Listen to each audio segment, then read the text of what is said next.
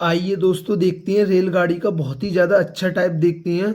और ये टाइप आपकी हर परीक्षाओं में पूछा जाता है, चाहे वो परीक्षा एसएससी की सही या वो परीक्षा रेलवे की सही। और ये टाइप रेलगाड़ी का बहुत ही ज़्यादा पूछा जाता है। और नए स्टूडेंट क्या गलती करती हैं वो भी मैं आज बताऊंगा इस वीडियो में, तो आपको वीडियो में आखिर तक बना रहना है।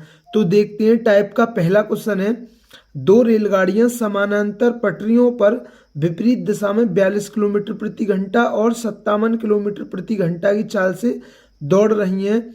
वे एक दूसरे को पार करने में 18 सेकंड का समय लेती हैं।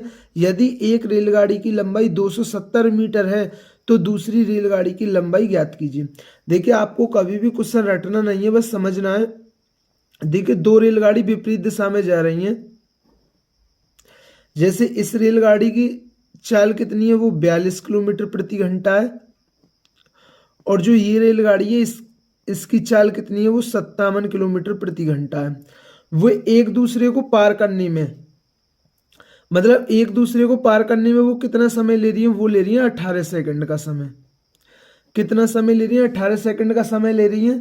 उसने बोला है कि एक रेलगाड़ी की लंबाई 270 मीटर है। मैंने मान लिया इस रेलगाड़ी की लंबाई कितनी है, 270 मीटर है। अब उसने पूछा दूसरी रेलगाड़ी की लंबाई, तो मुझे इस रेलगाड़ी की लंबाई पता नहीं है, तो मैंने मान लिया इस रेलगाड़ी की लंबाई ए मीटर है। मैंने मान लिया इस रेलगाड़ी की लंबाई क्या है, ए मीटर इस रेलगाड़ी की लंबाई है। अब देखिए, आपको एक चीज समझना है और आपको कभी भी क्वेश्चन को रटने की जरूरत नहीं होगी, क्योंकि मैं इसी तरीके से अच्छी तरीके से समझाता हूं कि आपको किसी भी क्वेश्चन को रटने की जरूरत ना पड़े। और मैं इस बात को हर बार बताता हूं क्योंकि जिससे आप पर क्वेश्चन में कोई गलती ना हो। देखिए, जब हमारी चाल किलोमीटर प्रति घंटा में, तो हमारा समय घंटा में होना चाहिए और दूरी किलोमीटर में होना चाहिए। अगर हमारी चाल मीटर प्रति सेकंड में है तो समय सेकंड में होना चाहिए और दूरी मीटर में होनी चाहिए। ऐसे ना हो कि चाल किलोमीटर प्रति घंटा में और दूरी मीटर में, ये नहीं चलेगा। कुछ स्टूडेंट इसी कारण क्वेश्चन को गलत कर देते हैं, क्योंकि हमारा इसमें और इसमें कोई संबंध नहीं है। अगर चाल किलोमीटर प्रति घंटा में तो समय घंटा में होना चाहिए, दूरी किलोमीटर में होना चाहिए। ऐसे ना हो कि दूरी किलोमीटर में और चाल मीटर प्रति सेकंड में, ये भी नहीं चलेगा। आपको मीटर प्रति सेकंड को पहले किलोमीटर प्रति घंटा में बनाना होगा और समय को भी आपको घंटा बनाना होगा। अगर घंटे में दिया तो कोई बात नहीं, इन तीनों में संबंध होता है और इनका इनका संबंध होता है। तो आपको अब कभी भी रटने की जरूरत नहीं होगी। अब देखिए, अब हम जानते हैं समय बराबर क्या होता है, दूरी बटे चाल होता है। क्योंकि हमारे पास तीनों चीज दी गई हैं, हमारे पास समय भी है और दूरी भी है और चाल भी है। तो समय बराबर क्या होता है, दूरी बटे चाल। अब देखिए समय कितना है, 18 सेकंड। अब देखिए समय किसमें, सेकंड में।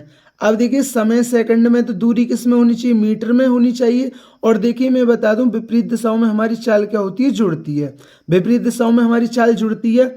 अब एक बात बताइए, दूरी क्या होगी, जब ये एक ट्रेन इस दूसरी को पार करेगी और ये इसे पार करेगी, तो दोनों अपनी लंबाई के योग के बराबर दूरी तय करेंगे।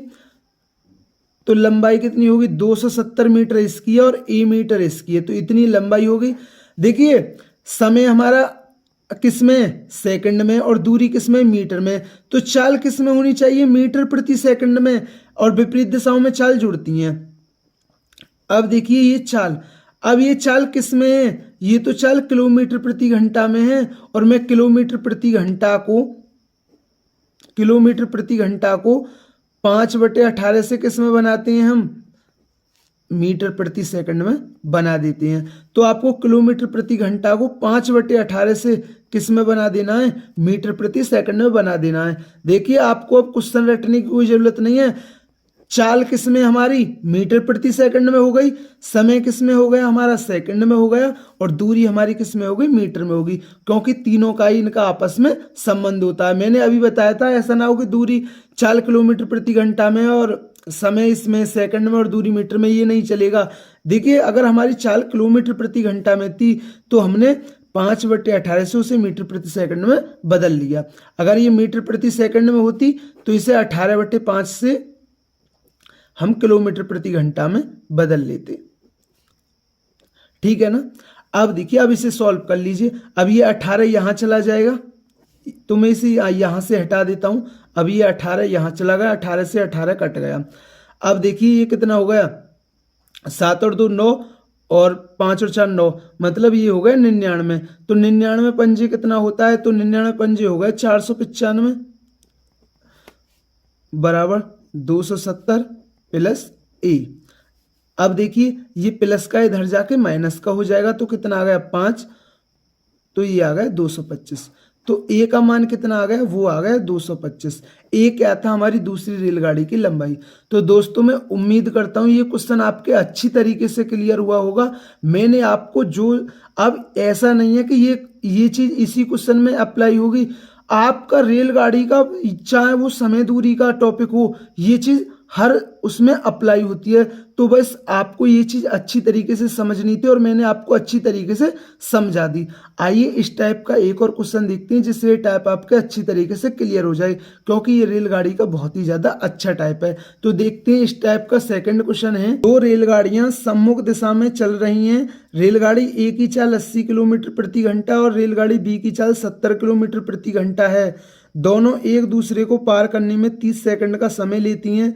यदि रेलगाड़ी ए की लंबाई 300 मीटर है तो रेलगाड़ी बी की लंबाई ज्ञात करें। अब देखिए, अब एक रेलगाड़ी हमारी ये ए है और एक रेलगाड़ी हमारी क्या बी है। तो रेलगाड़ी ए की चाल कितनी है, 80 किलोमीटर प्रति घंटा है और रेलगाड़ी बी की चाल कितनी है, हमारी 70 किलोमीटर प्रति घंटा है। रेलगाड़ी ए की लंबाई कितनी है, वो 300 मीटर है और मैंने सेकंड रेलगाड़ी की लंबाई क्या मान ली, मैंने ए मीटर मान ली। अब और एक दूसरे को पार करने में कितना समय ले रही है, वो 30 सेकंड का समय ले रही हैं। अब देखिए, अब आपके पास चाल भी है, दूरी भी है, समय भी है। तो समय बराबर क्या होता है, दूरी बटे चाल, और हम जानते हैं विपरीत दिशाओं में चाल क्या होती है, जुड़ती हैं। अब जब एक रेलगाड़ी इसे पार करेगी और वो इसे, तो अपनी लंबाई के योग के बराबर दूरी चलेंगे। तो पहली रेलगाड़ी की लंबाई 300 मीटर है, दूसरी रेलगाड़ी की लंबाई ए मीटर है। अब विपरीत दिशाओं में चाल जुड़ती है। अब देखिए 80 प्लस 70। अब देखिए वही चीज आ गई, समय किसमें, ये हमारा सेकंड में, और ये दूरी किसमें, ये मीटर में है ना, क्योंकि 300 मीटर ये, ए मीटर ये, तो दूरी मीटर में। लेकिन चाल किसमें, किलोमीटर प्रति घंटा में। तो किलोमीटर प्रति घंटा को 5/18 से किसमें बना लिया हमने, मीटर प्रति सेकंड में बना लिया। क्योंकि मैंने बताया था मीटर प्रति सेकंड और मीटर का ही आपस में संबंध होता है, कि मतलब चाल मीटर प्रति सेकंड में हो, समय सेकंड में हो और दूरी मीटर में हो। अब देखिए, अब ये 18 ये हमारा यहाँ पहुँच जाएगा, तो मैं इस 18 को यहाँ से हटा देता हूँ।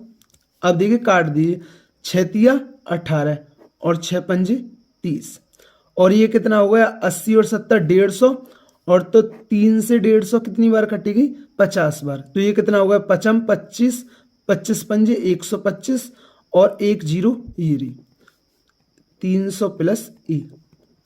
तो ए बराबर कितना आ गया, 0 5 और 12 में 3 हो गया, 12 में से 3 गया 9। तो ए का मान कितना आ गया, 950 मीटर। और हमसे पूछा रेलगाड़ी बी की लंबाई क्या थी, तो बी की लंबाई तो मैंने ए मीटर मानी थी, तो वो कितनी आ गई, 950 मीटर। तो दोस्तों मैं उम्मीद करता हूँ ये रेलगाड़ी का बहुत ही ज़्यादा अच्छा टाइप था, ये आपके अच्छी तरीके से क्लियर हुआ होगा और मैंने आपको अच्छी तरीके से समझाया है, क्योंकि आपका अच्छी तरीके से कॉन्सेप्ट क्लियर होना चाहिए, जिससे आपको एग्जामिनर कोई भी क्वेश्चन दे दे और आपका कॉन्सेप्ट क्लियर है तो आप उस क्वेश्चन को नेक्स्ट इसी देर में ही कर जाएं। अगर दोस्तों चैनल पर नए हैं तो चैनल को जरूर सब्सक्राइब करें।